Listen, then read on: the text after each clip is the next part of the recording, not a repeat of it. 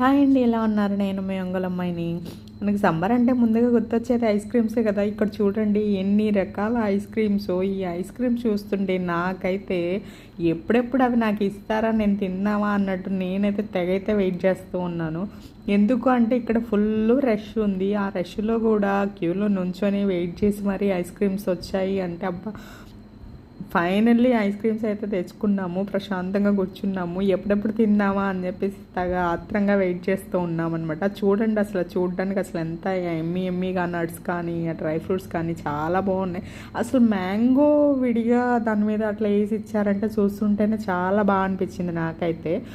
అవి ఇంకా తినడానికి మాత్రం ఇంకా చెప్పవలేదు. తింటుంటే కూడా టేస్ట్ అయితే చాలా బాగుంది. నార్మల్గా ఐస్ క్రీమ్ అంటే మనకి చాలా స్వీట్ అనిపిస్తుంది. ఇది ఏంటి అంటే నార్మల్ స్వీట్ అనమాట. ఎవరైనా తినొచ్చు, ట్రై చేయొచ్చు.